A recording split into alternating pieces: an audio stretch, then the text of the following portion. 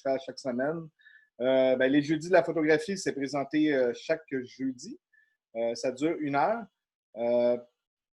Pour participer, vous avez juste à vous connecter avec le logiciel Zoom. Mais je vais vous demander, s'il vous plaît, de mettre vos micros à mute quand vous allez vous connecter. Normalement, ils sont supposés d'être à mute par défaut, mais si vous voyez qu'ils ne sont pas à mute, je vais vous demander de les mettre, s'il vous plaît. Mais si vous avez des questions, n'hésitez pas à démuter le micro là, puis à poser la question. Et aussi, je veux juste vous dire que l'émission est enregistrée parce qu'elle va être diffusée plus tard sur YouTube. Puis présentement, c'est diffusé live sur la page Facebook des Jeudis de la photo. Fait que n'hésitez pas à partager si vous voulez. Monsieur Daniel, ça va bien? Ça va très bien. Et toi? Oui, pas pire. Tu as passé une bonne semaine? Une excellente semaine. Je vous ai quitté la semaine dernière.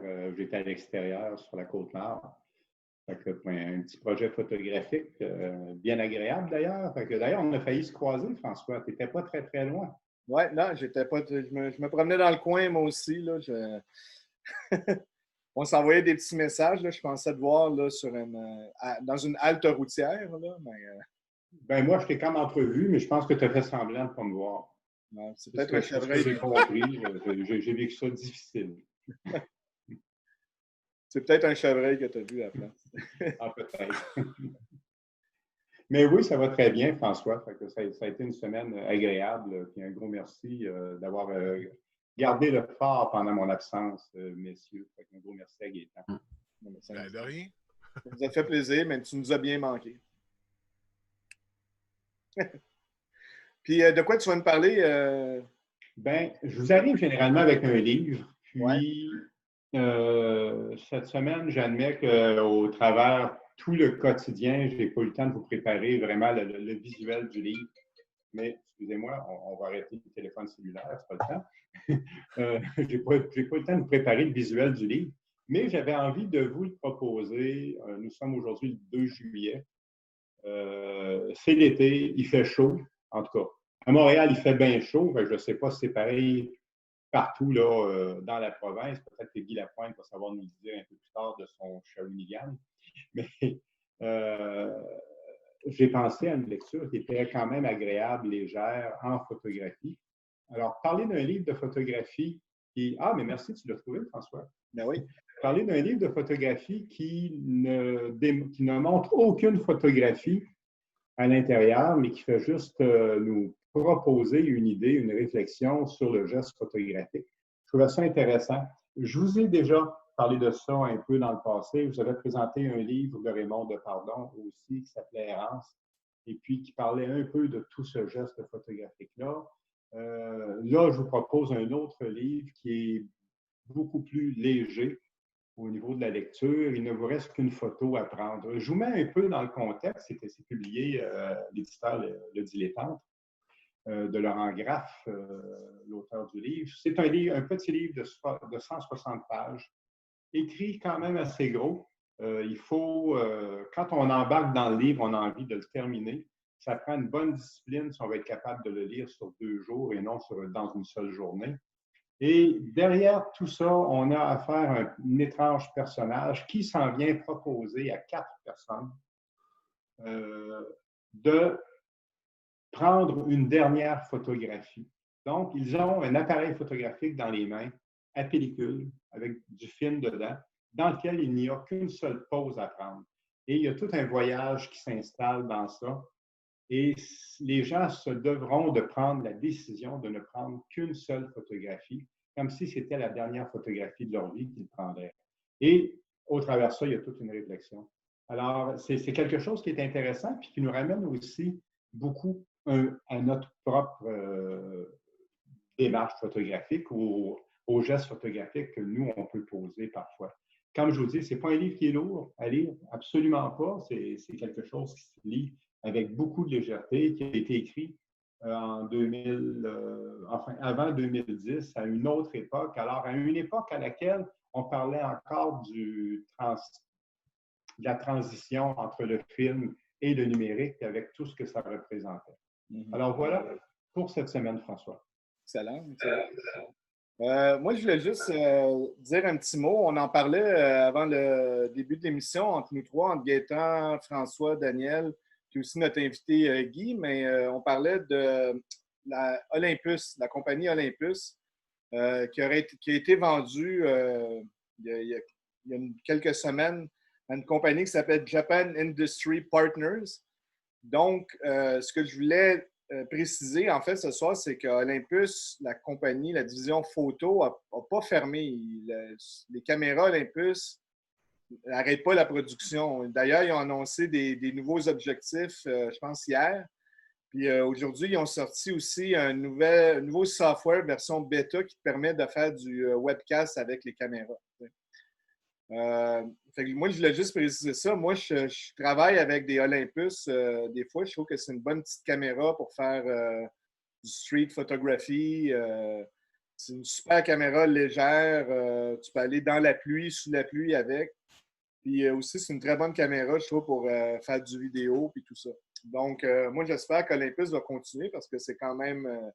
ils sont à part par rapport aux autres marques, tu sais, avec leur format de micro 3/4.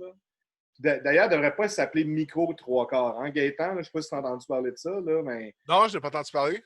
Moi, c'est 3/4. Pourquoi micro? Tu sais? Non, mais c'est ça, c'est parce qu'il y a un moment donné, ils ont sorti micro 3/4, puis là, ça a de l'air cheapo, là, tu sais, comme tu dis. Mais c'est du 3/4, c'est Je ça. pense que c'est intéressant ce que tu dis. Je suis content de cette annonce-là, parce que initialement, cette semaine, quand j'ai vu la nouvelle sur Internet, ça disait que c'était fin de production. Alors là, ce que tu nous dis, François, c'est que Olympus a été vendu et que tout ça va continuer, mais que le fabricant va être un peu différent. Ce qu'on a vécu avec bien d'autres compagnies, d'ailleurs. Exactement. On l'a vécu avec Minolta. Minolta s'est associé un jour à Konica, Minolta-Konica. Puis tout ça a changé au fil des ans. Et même de grandes compagnies comme Hasselblad ont vécu cette transition-là. On vit ça un peu avec Olympus. C'est ce que puis Olympus, c'est leur dernière caméra qu'ils ont sortie. Je veux dire, au niveau technologique, là, pour quelqu'un qui est un peu geek comme moi, là, c'est hallucinant ce que tu peux faire.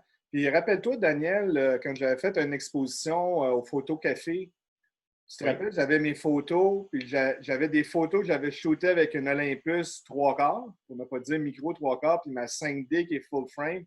Puis je demandais à tous les photographes professionnels présents, tu peux-tu me dire laquelle qui a été faite avec l'Olympus, puis laquelle avec la Canon, puis il n'y a pas personne qui était capable de me dire. On s'est tous trompés.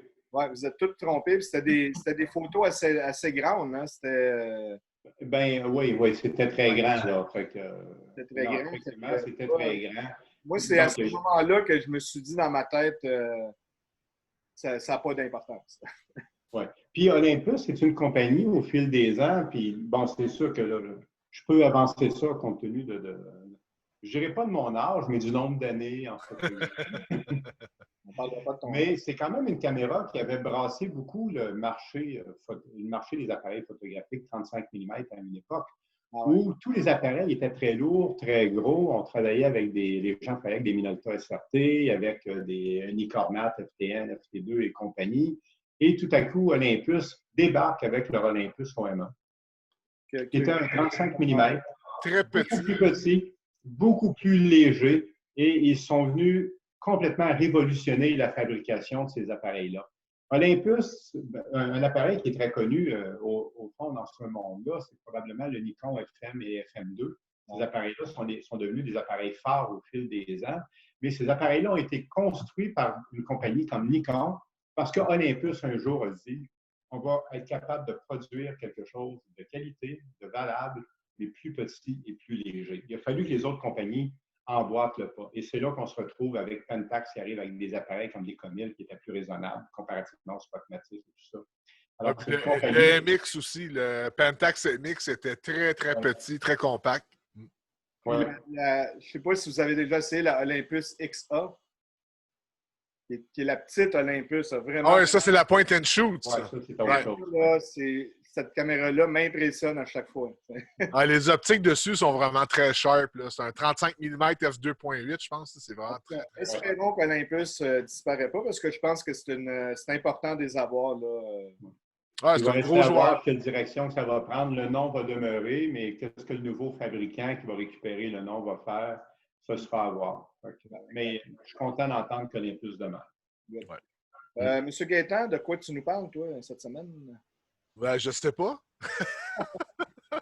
Qu'est-ce que tu vas mettre à l'écran en premier? Je On y va-tu avec le Rivini Labs?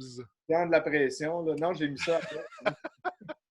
OK, bon, ben écoutez, aujourd'hui, je vous parle si jamais vous voulez vous lancer en photographie argentique à très faible coût, il y a les appareils qu'on appelle Olga. C'est des appareils qui sont faits, je crois que c'est fait à Hong Kong, si je ne me trompe pas.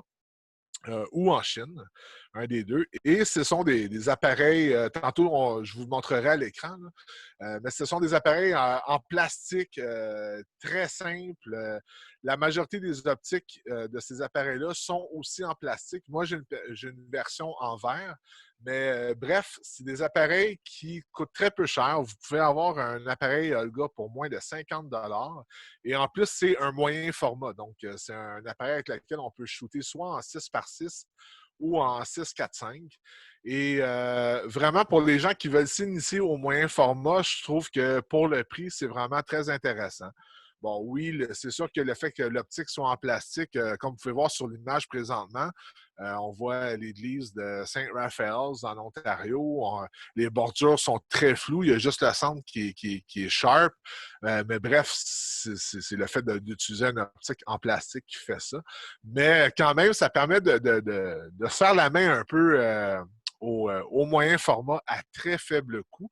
Et c'est drôle parce que malgré que l'appareil soit un appareil quand même très lent, ce que je veux dire par là, c'est que c'est un optique de 60 mm ouvert à f8. Donc, c'est sûr que ce n'est pas des optiques qui sont hyper rapides. Et malgré tout, la majorité du temps, je fais des photos de nuit avec. Donc, je fais des longs temps de pause, des temps de pause qui sont de l'ordre du 30 à 30 secondes à aller jusqu'à peu près 2 minutes. Ici, on voit une magnifique bolle de toilette sur un terrain de pétanque dans le quartier Rosemont. Je ne sais pas ce qu'elle faisait là, mais bon, je trouvais la situation très cocasse, donc je l'ai pris en photo. Mais je pense que c'est le fun quand on fait de la photographie, de se challenger. Donc, pour moi, le challenge avec cet appareil-là, c'est que c'est un appareil qui est très limitatif dans, un, sa focale, deux, dans son rapport focal aussi, dans son f-stop.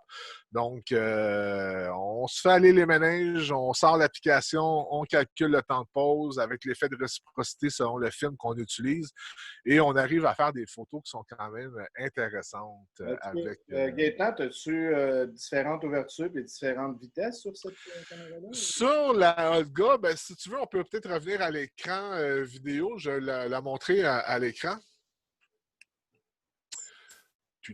Donc là, Olga est l'appareil suivant ici. Donc, c'est un appareil qu'on appelle la zone focus. Donc, sur l'objectif, on a une personne, 3 personnes et une chaîne de montagne.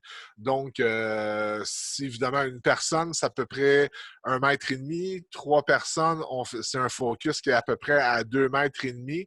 Et la chaîne de montagne, c'est l'infini.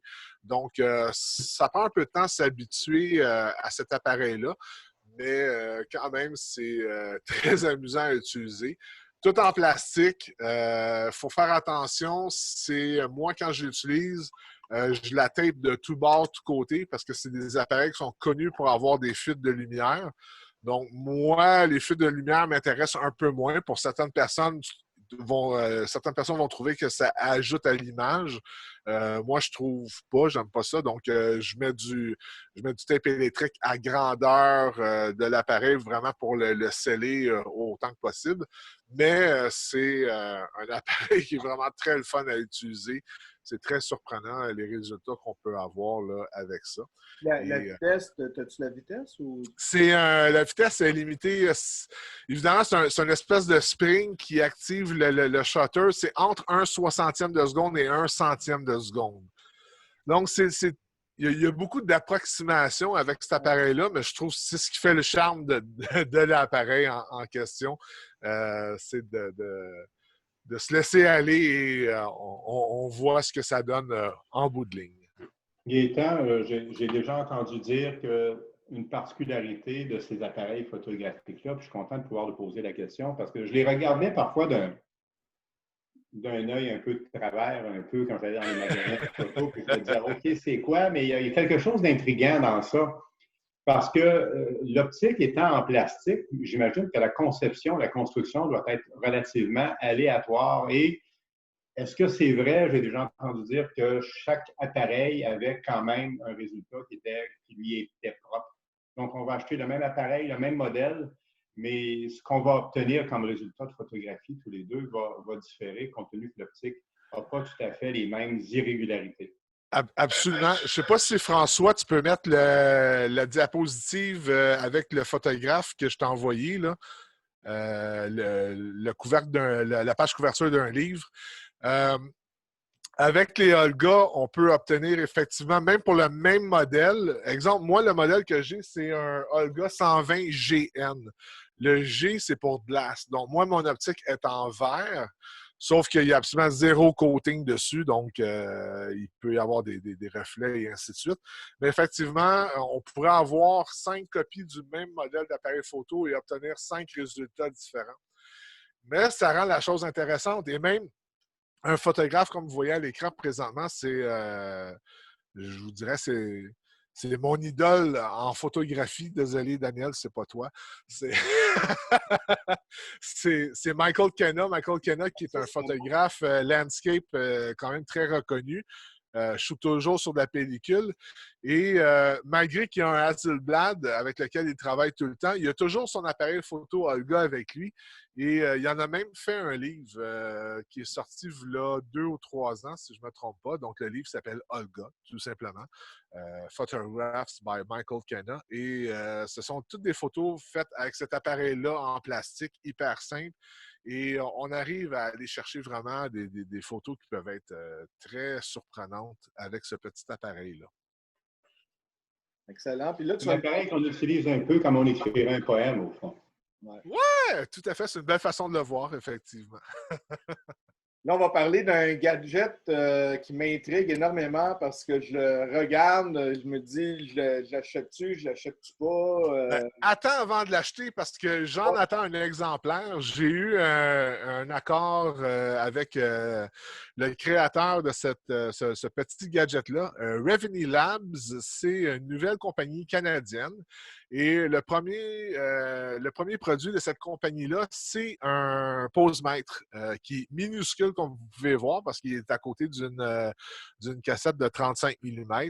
Donc, c'est très petit. Et on sait qu'en photographie argentique, il y a beaucoup d'appareils qui, soit le pose-mètre n'est plus fonctionnel. Souvent, les pose-mètres au sélénium vont perdre en précision avec le temps, ou même certains appareils, littéralement, n'ont pas de pose-mètre. Donc, c'est un petit pose-mètre qui est très petit, qui s'installe sur le sabot de flash de n'importe quel appareil. Si votre appareil n'a pas de sabot de flash, pas grave. Normalement, dans la boîte, il vient avec un petit sabot qu'on peut venir coller sur un appareil photo sans aucun problème. Donc, je voulais juste vous mettre la puce à l'oreille parce que quand on va revenir dans un prochain épisode, je vais avoir fait un test complet sur ce pose-mètre-là. Et je vais même aller te voir, François, à la campagne. On s'amusera à tester ça ensemble. Et ça risque d'être fort intéressant parce que plus ça va, plus les appels, comme je vous disais tantôt, là, les pose-mètres sont plus ou moins précis, surtout sur les vieux appareils. Donc, d'avoir un produit flambant neuf qui risque d'être très précis. À date, les tests que j'ai vus, là, c'est quand même très précis comme petit pose-mètre. Ça risque d'être fort intéressant. Le pose-mètre a un champ de 60 degrés. Donc, ce n'est pas juste un spot-mètre, c'est vraiment plus large. Donc, ça nous permet d'avoir une bonne mesure de lumière là, de l'ensemble de l'image qu'on souhaite capter là, sur sur un appareil argentique ou même sur un appareil numérique, ça pourrait fonctionner pour X raisons si votre posemètre sur votre appareil photo numérique n'est pas précis. Le petit Reveny Labs risque de faire l'affaire, pas rien qu'à peu près, et c'est un petit posemètre qui se vend dans les 130 $ à peu près. Ben, j'ai hâte de voir parce que moi personnellement, j'utilise mon posemètre sur mon iPhone qui fonctionne très, très bien. Là. J'ai My Light Meter, là, que tu peux faire des settings de différentes caméras selon ta longueur focale. Ouais, tout à fait. Ouais. Puis, moi, je trouve que ça fait vraiment la job. Là, fait que je suis curieux de voir. Là, Ben, je pense que le fait que ça soit très petit, très léger, ça pèse quelque chose comme 12 grammes, je pense, cette affaire-là. Donc, c'est vraiment, là, ça pèse rien. ouais, là, Donc, tu n'as pas besoin de sortir ton iPhone. Là, tu peux voir. exact. Voilà. Donc, ça risque d'être fort intéressant. En tout cas, j'ai bien hâte. Je devrais le recevoir dans le courant peut-être de la semaine prochaine. Donc, j'ai bien hâte de passer l'été à faire des tests. Là. Je vais le tester de A à Z. Là, puis, on pourra en parler lors d'un prochain épisode. Excellent. Donc, merci beaucoup, Gaétan. Toujours De rien. très instructif. Est-ce que tu m'entends, Gaétan? J'aurais une question pour toi. Oui, bien sûr. Dans ces tests-là, tu as sûrement eu quelques informations d'avance. Est-ce qu'il prévoit soit de matcher comme il faut ta caméra avec ton déclencheur pour ne pas déclencher tous les appareils autour de toi? Parce que comme ça, c'est... Non, il n'y a pas d'onde radio ou quoi que ce soit. C'est vraiment indépendant. Donc, le light meter, le posemètre en tant que tel, permet de le régler à 1 ISO, aller jusqu'à 3200 ISO. Et ça n'interfère pas du tout avec aucun autre appareil là, alentour. Parfait. Ça m'est déjà arrivé, c'est pour ça que je pose la question. Il n'y a pas de danger là-dessus. OK, merci. On arrive à notre invité de la semaine. Notre invité, Daniel, parce que le oui. temps passe. Guy Lafontaine. Bonsoir, Guy. Oui, bonsoir. Merci d'être présent. Ça fait plaisir. On avait bien envie que tu acceptes notre invitation. Oui, on est débarqué, on est allé t'intimider et tout le kit pour être certain que tu serais présent. Et puis, Guy Lafontaine, écoutez, quelqu'un m'a fait un commentaire la semaine dernière ou il y a 2 semaines qui disait « Ah, OK, bon, finalement, au jeudi de la photo, vous invitez vos amis et tout ça. » Ben, j'ai dit non, pas seulement nos amis, mais on invite des gens qu'on aime seulement. Et c'est le cas de Guy Lafontaine, et qui est un ami de ça. Et alors, Guy, je suis vraiment content que tu sois présent avec nous. Je te connais depuis de nombreuses années. Comme photographe, comme commissaire d'exposition également. J'ai l'impression de répéter une présentation que j'ai faite il y a 2 semaines quand je parlais de Robert Hébert dans une certaine mesure. Quand je disais qu'il y a des gens, bonjour Robert, qui nous fait un bonjour, quand je disais qu'il y a des gens parfois qui sont des photographes, qui sont aussi des amoureux de la photographie et des amoureux des photographes en général, on en a un autre cette semaine, puis ça ne fait pas légion. Guy Lafontaine, qui est un photographe que je respecte beaucoup pour toute son approche fondamentale en photographie documentaire. Guy, c'est quelqu'un qui a fait des images qui m'ont souvent inspiré, que j'aurais voulu pouvoir faire un peu de la même façon qu'il les fait. J'en suis incapable. On est des photographes très différents, diamétralement opposés dans une certaine mesure. Quand vous allez voir les images de Guy, pour ceux qui me connaissent un peu, puis je vous regarde un peu tous, je pense à François et tout ça, mais je regarde André Boucher qui est là ce soir aussi. Ils vont dire, ouais, OK, c'est vrai qu'ils ne sont pas tout à fait pareils. Ils n'ont pas la même approche. C'est quelque chose de fondamental puis qui parle de la vie aussi. Et Guy a toujours eu cette envie-là, je crois, de mettre de l'avant aussi le travail des autres photographes. C'est un amoureux fondamental de la vie. Et quelqu'un qui a une connaissance approfondie de tout ça. Alors, Guy, bonsoir. Puis avec une présentation comme ça, dis-nous donc, comment t'en es venu à la photographie? Oui. Premièrement, bonsoir. Puis, merci Daniel de l'invitation. Comment j'en suis venu à la photographie? Ça a été de façon très, très naïve à l'adolescence parce que j'avais un ami avec qui je faisais régulièrement du vélo, de longues randonnées en vélo. Et puis, cet ami-là s'est procuré une caméra soviétique, un 35 mm de marque Zénith. Et puis, le posemètre était comme un petit, était au-dessus de l'optique. Ça ressemblait à un petit panneau solaire au-dessus de l'optique. C'était très précis, c'est-à-dire très imprécis, c'est-à-dire. Fait qu'il faisait de la diapositive et je trouvais ça intéressant. Puis je lui demandais, bon, est-ce que c'est compliqué faire de la photo? Et puis sa réponse a été non, c'est pas vraiment compliqué. Le plus difficile, c'est mettre le film dans la caméra puis bien enclencher le film. Après ça, c'est simple. Donc, je me suis acheté moi-même un Zénith, cette caméra mécanique soviétique, qui n'avait pas de pile. J'ai commencé à faire de la photo. J'ai commencé à faire de la photo et j'ai aussi rapidement découvert que c'était une erreur, que le côté le plus difficile était après qu'on a mis le film dans la caméra. Mais j'ai eu un passage par un club photo en Mauricie qui s'appelle le Club Photo Mauricien. J'en suis devenu membre. J'ai été dans l'exécutif, j'ai été président, je suis devenu conférencier. Et puis, ça m'a ouvert sur un monde plus vaste. Et puis, jusqu'au moment où un ami à moi qui fréquentait le club, du nom de Guy Lapointe, à un moment donné, a présenté une exposition en duo. Et puis, ça a été un élément déclencheur pour moi, là, qui m'a permis de voir ce que j'avais envie de faire, c'est des expos. Donc, je m'étais juré qu'à la sortie du vernissage de l'expo de Guy Lapointe, et je crois que c'était avec Michel Thibault, que d'ici 10 ans, j'aurais moi aussi une expo. Et puis, dans les faits, ça a pris 6 mois, puis j'avais une première expo, et puis ça s'est enchaîné à un bon rythme depuis ce temps-là. Et c'était en quelle année, ça, Guy, initialement? Ça, c'est les années 80. Années 80, OK. C'est pas que je veux vieillir. Non. Non, mais je ne demande pas. C'est comme ça. Et puis,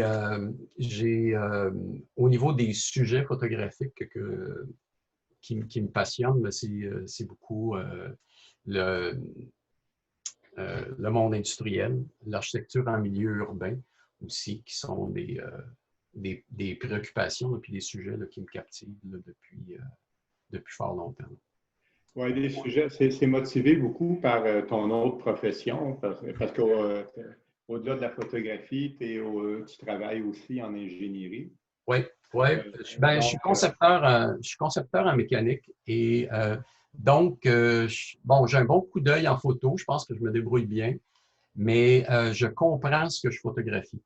Ce qui n'est pas le cas j'ai l'impression de plusieurs personnes qui finissent par avoir accès à un milieu industriel, que ce soit des gens qui accèdent de type urbex ou avec la permission d'y accéder.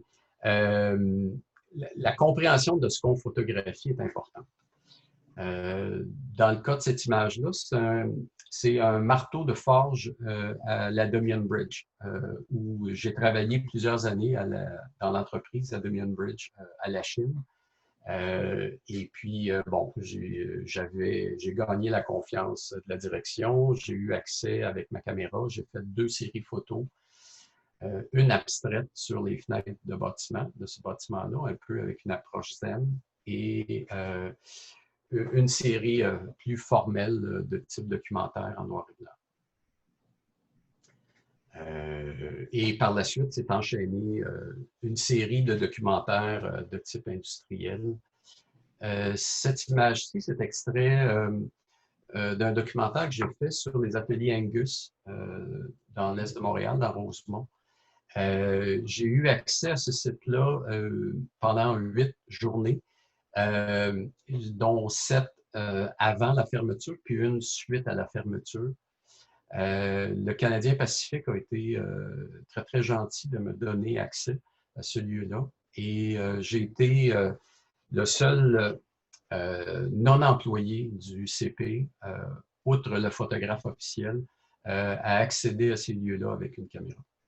De quelle façon, Guy, es-tu parvenu à pouvoir avoir ces accès-là qui sont exceptionnels parce que on s'entend pour dire que c'est pas tout le monde qui y arrive. Souvent, c'est très limité. Là, tu nous parles de 8 jours de photographie à l'intérieur. Alors, j'imagine qu'il fallait 2 choses, un pouvoir de persuasion qui était assez important et une ouverture de l'autre côté au niveau du document photographique que tu allais laisser. Oui, ben en fait, j'ai clairement énoncé mon intention face à mon intérêt de réaliser une série sur les ateliers Angus. Et ça a été bien reçu. J'ai communiqué avec le département des communications. J'étais en lien avec eux.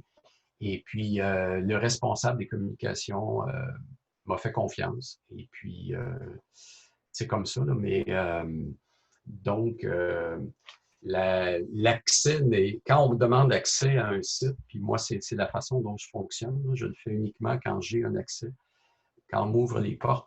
Ben, je le fais, j'essaie en fait, d'énoncer mon intention le plus clairement possible. Et puis, expliquer qui je suis, qu'est-ce que je fais, puis pourquoi je fais ces images-là. Et c'est dans un but documentaire. Ça peut servir dans le cadre d'une exposition personnelle de mes images.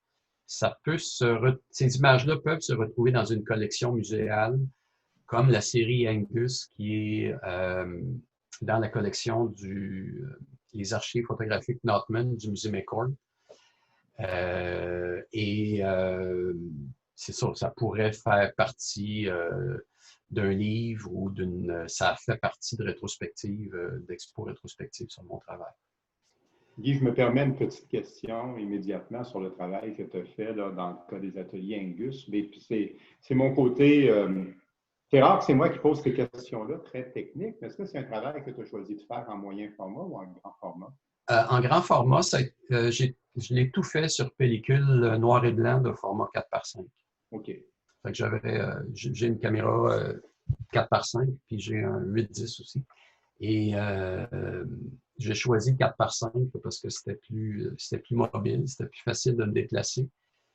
Et ce qui était bien, c'est que j'étais seul dans l'atelier. Je faisais mes images le dimanche, il n'y avait personne.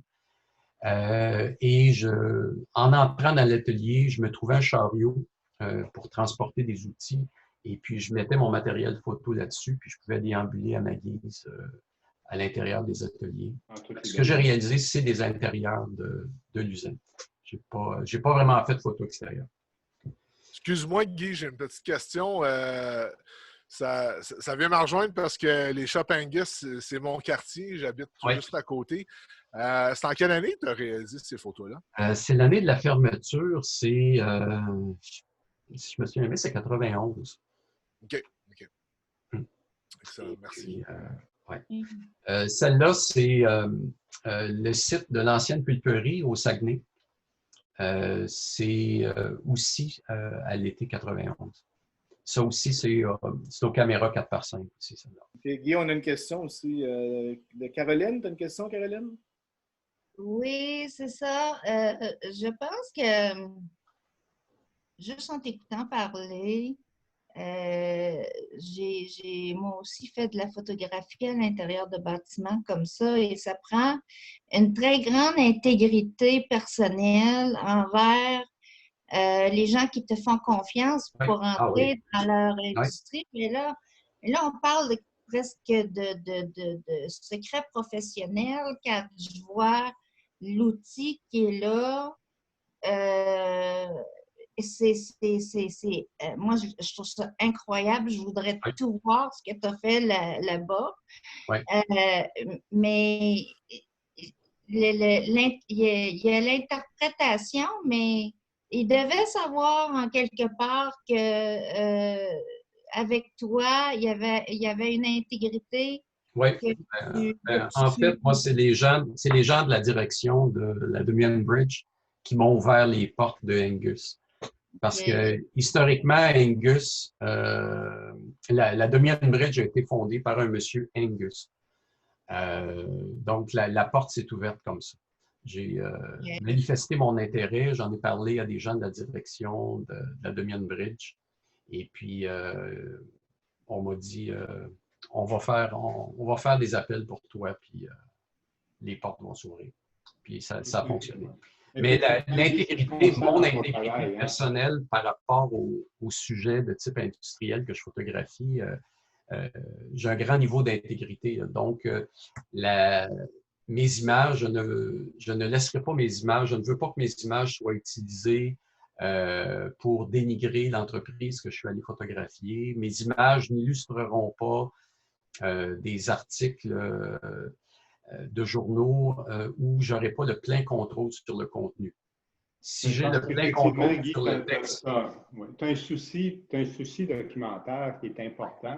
Oui. Et toujours un peu de ce que, si je me trompe, tu me corriges, s'il te plaît, mais toujours lié un peu avec ton intérêt premier qui est ou le regard premier que tu poses sur tout un monde industriel, qui est quelque chose qui t'intéresse beaucoup, mais également de ce que je connais de toi au niveau humain. Ouais. Donc, il y a tout l'aspect humain, il y a des gens qui vivent au travers de ça, qui vivent en proximité de tout ça. Puis là, on arrive avec une autre réalité aussi, à proximité de plusieurs éléments. Et c'est cette série-là qui est Home Sweet Home, je crois. Oui, ça c'est Home Sweet Home. C'est de 1995 à 2000 en noir et blanc, caméra moyen format, 6x7. Et ma préoccupation, c'est de montrer le voisinage très, très, très près que peuvent avoir des lieux de résidence souvent modestes et des sites industriels marquants. Donc, cette proximité-là, où peut-être que les gens qui y habitent ne l'aperçoivent même plus eux-mêmes, ou s'y sont habitués. Mais c'est des points de vue que j'ai recherchés pour illustrer un peu ce malaise-là de coexistence entre des lieux de vocation là, très, très, très éloignés. Fait que ça a été présenté, ces images-là ont été présentées dans quelques expos de groupe et je l'ai présenté sous format d'une expo itinérante au Québec. Oui, puis ça fait l'objet, je crois que c'est ça qui a fait l'objet également d'une exposition à la Maison de la Photo l'année dernière, si je me trompe. Oui, mais c'était le deuxième volet. Le deuxième volet de la série Home Sweet Home est fait, la prise de vue est faite au numérique. Les images sont couleurs. C'est la même, visuellement, c'est exactement la même approche, mais que certains sites, j'ai revisité certains sites que j'avais photographiés dans les années 95-2000. Pour certains, j'ai constaté, bon, évidemment qu'il y a des changements, mais en fait, je continue à ratisser l'île de Montréal. À l'époque, je l'avais fait sur des sites que je connaissais déjà. Et puis là, pour le Home Sweet Home 2, ben, je ratisse l'île de Montréal d'une façon beaucoup plus systématique, là, avec carte, et puis je prends des notes. Est-ce que c'est une série photographique qui est toujours en progression actuellement? Oui, c'est toujours actif. C'est pas complété. Est-ce que je peux compléter cette année ou l'année prochaine? J'en ai pas d'idée. Mais je vais définitivement retravailler cette série-là durant l'été. Ce qui pourrait vraiment être génial, c'est que cette série-là devienne une expo itinérante sur l'île de Montréal.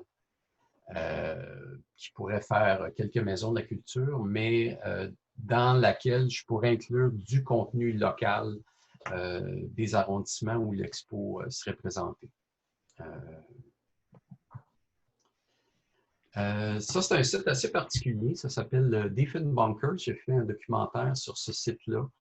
J'ai eu la chance d'y accéder au cours des années 90. C'est un site militaire top secret qui a été bâti fin des années 50, début des années 60, au moment de très grandes tensions dues à la guerre froide. C'est un abri nucléaire et puis c'est un abri qui est fait pour gouverner le pays en cas d'attaque nucléaire sur le Canada. Ce n'est pas un abri dont la vocation est de sauver des citoyens canadiens ou sauver la race humaine, là, mais c'est de gouverner, éviter le chaos. Ce qu'on a vu, l'image précédente, c'est le tunnel d'accès, qui est c'est assez impressionnant en soi. Donc, tout le bâtiment est sous terre, dans une colline, et puis peut résister au souffle d'une explosion nucléaire à 500 mètres. Avec diverses images à l'intérieur de ça. J'ai fait une expo solo de ce travail-là au Musée de la photo et de Drummondville. Et par la suite, j'ai fait une expo solo. La même expo solo, je suis allé la présenter au Diefenbunker, qui se situe en fait à l'ouest d'Ottawa, en banlieue d'Ottawa. Fait que j'ai eu la possibilité d'utiliser, ils ont 2 salles qui ont converti en galerie d'art. Et puis, j'ai pu présenter l'ensemble des photos de cette série-là dans les 2 salles. Puis le moment où moi, j'ai fait ces photos-là, c'est un moment charnière entre la fin de la vie utile du bâtiment, sa démilitarisation, et le moment où c'est devenu le Musée canadien de la guerre froide. Donc, depuis une bonne quinzaine d'années, 15-20 ans, ça s'est transformé pour devenir le Musée canadien de la guerre froide. Et les gens peuvent aller visiter, c'est ouvert aux visiteurs.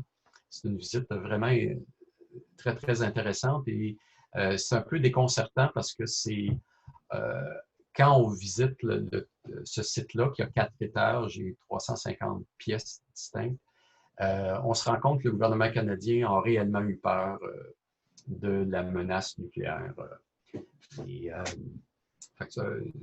J'aime les sites soit de type industriel ou des trucs hors normes, et ça, c'est très hors normes. C'est ouvert au public, les gens peuvent... Oui, ça tient effectivement de l'exception. Ça tient de l'exception, puis ça vient quand même, ça vient démontrer aussi ce qu'on disait tantôt, ton intérêt sur tout ce qui existe d'industriel, mais rattaché à l'humain, à la société, tout ça, là, en même temps, tout ce que ça représente. Oui, c'est du patrimoine bâti, mais c'est vraiment particulier et unique. Et tranquillement, Guy, là, on vient de parler un peu de Guy Lafontaine, le photographe. Oui. Mais il y a Guy Lafontaine, le commissaire d'exposition, l'amoureux de la photographie, l'amoureux des photographes également. Alors, j'espère que je ne me trompe pas quand je te dis ça.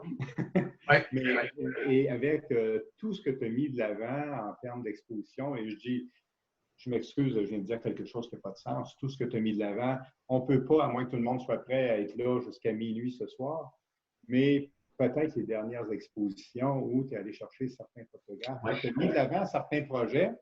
On a ici Autrement en photographie, même si Robert Hébert, il y a 2 semaines, nous a volé presque le punch, mais je l'ai arrêté juste à temps. Maintenant, c'est toi qui vas nous en parler de ce projet. Qui arrive avec des approches. Oui, bien, tu sais, comme commissaire d'exposition, je monte des expos, j'en organise depuis 1984, dont la première, en 1984, je l'ai organisée avec un autre photographe, on était 2 pour mettre ça sur pied. 87, je la monte, c'est un projet que je monte seul, puis j'ai eu un collaborateur avec moi qui m'a aidé à présenter cette expo-là sur place. On l'a présenté à Bruxelles au mois de la photo. C'était l'élément central d'exposition de photographes québécois. Mais c'était un peu inconscient de ma part de m'embarquer pour une première expo comme commissaire, une expo à l'international. J'aurais pu le faire dans ma cour, le faire à Trois-Rivières ou le faire à Montréal, mais j'ai monté un projet qui a été accepté là-bas. Et puis, ça a été une belle aventure de voyage et de découverte. Fait que j'ai une douzaine, 12, 15 projets d'expo que j'ai fait depuis 84, dont 5 ou 6 en marge du mois de la photo. Celui-là, c'en est un, c'est Autrement photographie, présenté en 2015.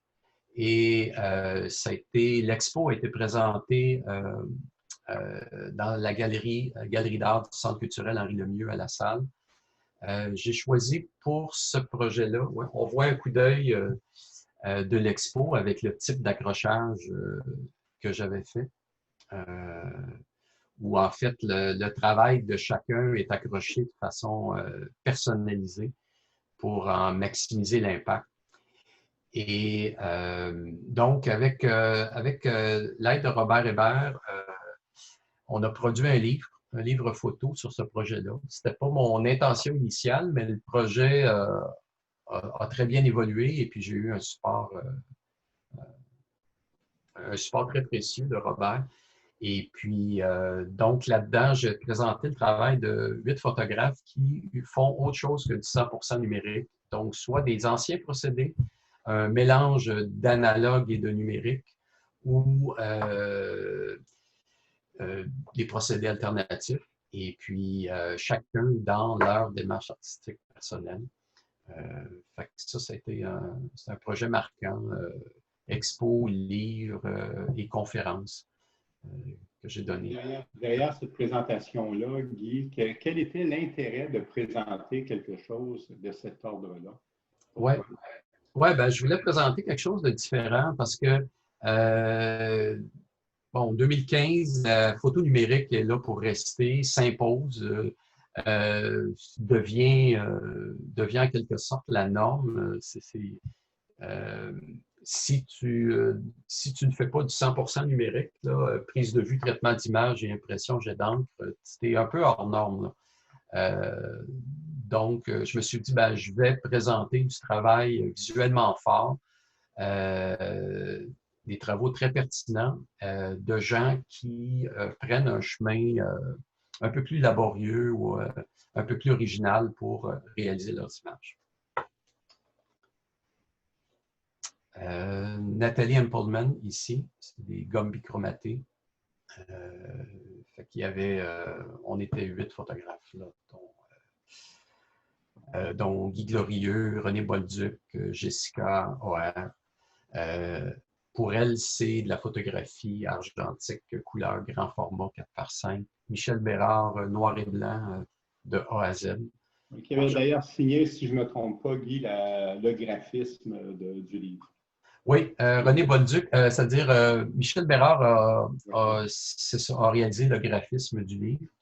Et puis, on a eu des discussions, des échanges d'idées entre Robert, moi et Michel. Et puis, finalement, la collaboration a été fructueuse. Et puis, le design, à mon point de vue, là, est un succès. Là. Donc, et René Bolduc avec le travail aux collisions humides et Ginette Clément qui nous arrive aussi avec, pas trop vite s'il te plaît François, juste une photographie derrière, celle de Ginette. Oui, ce procédé-là, en fait, c'est du papier photo noir et blanc sur lequel Ginette a déposé des objets et exposé ce papier-là à la lumière en plein jour. Mais c'est des temps d'exposition ouverts. Papier photo, objets végétaux et une vitre par-dessus. C'est laissé à l'extérieur pendant des heures et par la suite, c'est développé. Développe son papier photo, mais une des surprises, c'est qu'en fait, c'est du papier noir et blanc Et puis, le résultat, c'est une image couleur. Les couleurs n'ont pas de lien avec le réel. Et puis, d'une marque de papier à l'autre, les couleurs sont différentes, évidemment. C'est des œuvres uniques. C'est un travail très sensible, très bien exécuté. Et puis, c'est un travail qui m'a étonné et puis la première fois que j'ai vu, j'ai voulu l'inclure dans le C'est ce qu'on appelle des tirages lumens, si je me trompe pas. Des tirages lumens, oui. Guy Glorieux, c'est un spécialiste de la photographie en caméra sténopée. Donc, la boîte noire avec un trou, il n'y a pas d'optique. Guy a un très fin coup d'œil pour l'architecture. Et puis, c'est des images, dans cette série-là, c'est des images qu'il avait réalisées dans le Vieux-Port de Montréal, majoritairement. Et puis, en noir et blanc, les tirages développés avec du révélateur lit. Donc, un grain très, très affirmé là, et contrôlé. Ça permettait d'augmenter un peu le côté dramatique de ces images-là. Jean-François Hamelin, un croisement entre le négatif couleur fait au moyen format et puis les tirages d'encre. Très beau travail sobre sur le territoire. Plus classique dans une certaine mesure, oui. Mais toujours fait en photographie argentique au départ. Oui. Et un autre photographe qu'on connaît un peu maintenant. Oui, dans ce cas-là, c'est argentique, c'est film noir et blanc argentique, et puis numérisé, et puis impression jet d'encre. Fait que c'est ça, c'est des croisements entre l'argentique et le numérique. Autre expo. À d'autres expositions que tu as mis d'avant, Guy, en transition, puis il y en a une autre, je pense qu'on présente après ça. Oui. Effectivement. Dès qu'il regroupe des photographes, mais là, c'est le lien que tu viens faire, puis je tiens à le préciser, entre les photographes québécois et les photographes ontariens. Tu établis des contacts en Ontario, à Toronto principalement, où tu parviens à créer une passerelle, si on pourrait dire, entre ces deux milieux culturels-là. Oui, j'ai organisé quelques expos à Toronto, dont deux où je me suis vraiment investi. Une qui s'est appelée Visual Calculus. Et puis celle-là, en transition, ça, c'était Visual Calculus. On voit la liste des photographes, là. Ça, à ce moment-là, ça réunissait un groupe de photographes québécois et puis dont j'ai amené ce travail-là en galerie à Toronto, puis je me suis occupé de tous les détails. Mais la portion intéressante, il y a deux portions intéressantes pour moi là-dedans. C'est les rencontres avec les photographes, les discussions, la sélection des images. Et puis, le gros morceau aussi qui vraiment me captive, où j'ai un plaisir immense, c'est l'accrochage. Donc, c'est la mise en espace de ces travaux-là. Et puis, une chose que je fais, c'est que je planifie mes accrochages. Donc, quand j'arrive en galerie, j'ouvre mon ordi, je montre aux techniciens les accrochages que je veux faire, mais je l'ai déjà fait sur ordi. Mes accrochages sont déjà faits sur ordi. Et puis, quand j'arrive en galerie, ils sont prêts à être exécutés. Et puis, les photographes savent ce que je vais faire avec leur travail. Ils savent sur quel mur je vais les présenter. Puis, ils savent aussi comment leur travail va être présenté. Fait que c'est rassurant pour tout le monde. Et puis, c'est un peu plus de travail pour moi au niveau de la préparation. Mais la journée de l'accrochage, parce que généralement, on a une seule journée, disons que ça opère.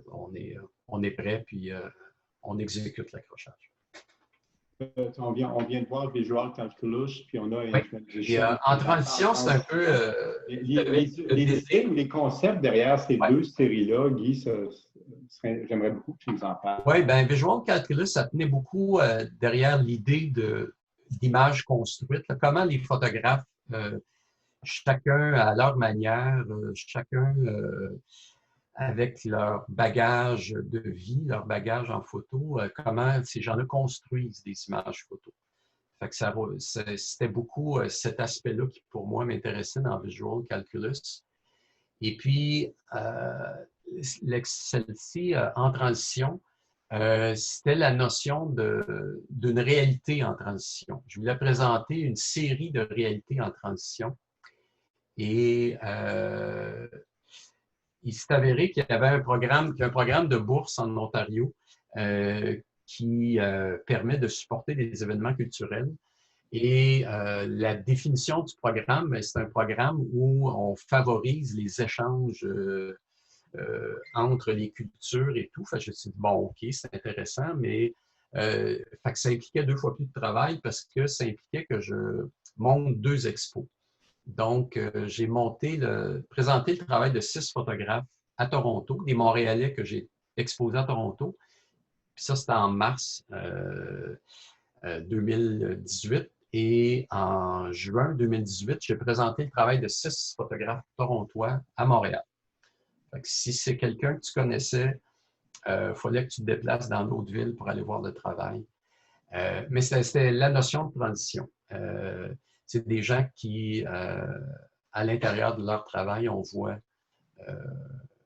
des réalités en changement. Guy, on arrive doucement à la période de questions que les gens peuvent poser sur des questions particulières, mais je me permets un commentaire en terminant. C'est quelque chose que je pense depuis longtemps. Il y a des gens qui sont là présentement, qui savent très bien ce que je pense sur ça. Je considère que tu es un bel exemple du fait qu'ensemble, en photographie, on est capable de faire beaucoup plus de choses que quand on est seul, chacun dans notre coin. Ouais. Et, donc, pour tout ça, pour tout cet intérêt-là que tu as pour la photographie, pour les photographes et pour le travail que tu fais depuis des années, ben merci beaucoup. Merci de toujours être là. Puis je vois certains sourires, là, parce qu'il y en a qui m'ont déjà entendu dire ça, pour certains. Mais je trouve ça le fun de voir qu'il y a un intérêt pour ce qu'est la photographie fondamentalement et que tu vas de l'avant dans cette direction-là. Un gros merci. Est-ce qu'il y a des questions que vous auriez envie de poser à Guy et des commentaires, bien sûr? Oui. Moi, j'en aurais, moi. Oui. J'en aurais. Oui, vas-y. Guy, ben écoute, moi, je t'ai rencontré quelques fois, là. On ne se connaît pas vraiment. Mais là, j'ai appris à connaître mieux ton travail et tout ça. Puis vraiment, je te félicite. C'est vraiment intéressant. C'est une approche. Moi, je suis plus dans le vivant, là, mais j'apprécie beaucoup, entre autres, le Diefenbaker, du temps de Diefenbaker, justement, pendant la guerre froide. C'est vraiment surprenant. Ça, c'est incroyable. Ça, j'en reviens pas. Tu vois, c'est intéressant de savoir qu'il y a eu une psychose du nucléaire. Puis, moi, je sais, j'ai grandi dans mon adolescence dans les années 60. Puis je me souviens, ma mère devant la télévision pendant la crise de Cuba, elle broyait devant la télévision. Tu sais, il y avait une psychose. Tout le monde capotait. Réel. Le gouvernement du Canada avait implanté un réseau de 10 abris nucléaires à travers le Canada. Mais 350 pièces sur 4 étages. C'est ça. C'est un gros bloc de béton. Et le Diefenbaker, c'est le plus important. Il y a une chose concernant ton travail de documentation sur les lieux, par exemple les usines Angus. C'est intéressant parce que je me souviens dans l'actualité, quand ils ont fermé, là, c'était des lieux de réparation des locomotives, je crois. Hein? Oui, fabrication, réparation. L'entretien, c'est ça. Ouais. Mais tu vois, mais il y a un côté, c'est vrai que tu as besoin, pour avoir accès à ces lieux-là, la confiance des gens parce qu'il y a des controverses autour de ces compagnies-là. Tu sais ce que je veux dire? Je n'entre pas là-dedans. Tu sais. Mais c'est une façon d'avoir été capable, avec la finesse, là, de pouvoir photographier ces lieux-là sans mettre le côté politique puis controversé, qui avait... C'est une forme de censure déguisée, mais tu n'aurais pas pu le faire autrement, tu sais. Non, ben, moi, je le fais du point de vue, je suis un observateur. J'ai accès à un lieu, je photographie que j'observe, mais je ne porte jamais de jugement. Là. C'est parce que ça place, tu sais, dans les archives, de pouvoir visualiser ces lieux-là, ça va être important pour le futur, tu sais. Mais c'est une sorte de témoignage de ces lieux-là. Ouais. Non, mais ton travail de commissaire aussi, ça, tu vois, j'ignorais ce côté-là de toi aussi. Puis, on a besoin des gars comme toi, tu sais. Merci, André. André, tu es arrivé avec le mot de la fin qui fallait pas mal, parce que c'est tout le temps qu'on a. Désolé, on n'a pas vraiment le temps pour d'autres questions, mais... On s'en parlera. Guy Lafontaine, merci d'être là. Merci c'est un plaisir. On veut juste préciser avant de terminer que c'est la période d'été qui débute et que les jeudis de la photo vont prendre une légère pause pour vous revenir davantage vers la fin août. Alors, sur la page des jeudis de la photo ou ceux-là où de différentes façons, on va communiquer avec un peu tout le monde pour mettre des choses de l'avant. On vous remercie pour les 6 dernières semaines, je crois, qu'on vient de faire. C'est une formule qui est bien agréable, qu'on se veut le plus convivial possible et qui permet des moments comme ça. Je suis très content. Merci André Boucher de ton commentaire qui est les plus pertinents et qui vient nous dire qu'effectivement, on met de l'avant peut-être parfois le travail de gens qui ne se mettent pas toujours de l'avant d'eux-mêmes, mais qui font un travail constant depuis des années et qui a une grande valeur comme ça et qui sont peut-être plus centrés justement sur la qualité du travail qu'ils font que sur le fait de faire voir qui ils sont. Je pense que Guy Lafontaine est un bel exemple, puis il y a un superbe travail, il y a un travail de grande qualité là, que je reconnais depuis des décennies. Pour ma part, c'était le cas de plusieurs de nos invités qu'on a eu. Alors, je vous remercie d'avoir été là. Je vous souhaite de bonnes journées de canicule. François, merci. Merci, beaucoup. Daniel. Moi aussi, j'aimerais ça remercier d'abord Guy. Attends un peu, je n'ai pas fini. Laisse-moi finir. Merci, Gaétan. De rien. D'avoir été présent. On va se revoir. Puis là, François, la parole est à toi. OK, c'est moi qui ai le mot de la fin. Oui. OK, non, mais je voulais remercier tout le monde. C'est un projet qu'on a débuté, comme tu dis, il y a 6 semaines déjà. Là, on va prendre quelques semaines de break parce qu'on veut quand même repenser un petit peu la formule puis arriver avec quelque chose d'un petit peu mieux. Parce que ça prend beaucoup de temps quand même préparer un épisode comme ça. Puis on veut juste s'améliorer tout ça. Puis aussi, pendant l'été, il y a un petit peu moins de monde là, qui suivent. Mais inquiétez-vous pas, là, l'idée est là, puis on va continuer. Puis on va revenir avec d'autres invités, d'autres sujets. Mais je ne sais pas si Daniel va être encore là, parce que je le trouve tannant des fois. Je vais me trouver une autre gang. Okay. Bon. Pas de chicane, les boys. Gaétan, merci pour être là. C'est toujours intéressant quand tu es là. Il n'y a pas de problème. Ça fait extrêmement plaisir d'être parmi vous. C'est un grand merci à tous ceux qui ont été fidèles depuis le début. Là. Il y a des visages qui reviennent là, depuis le tout début, comme tel, et à tous les gens qui ont accepté nos invitations. OK. Merci à tout le monde, puis on se revoit bientôt. Merci beaucoup. Bon été. Bon été.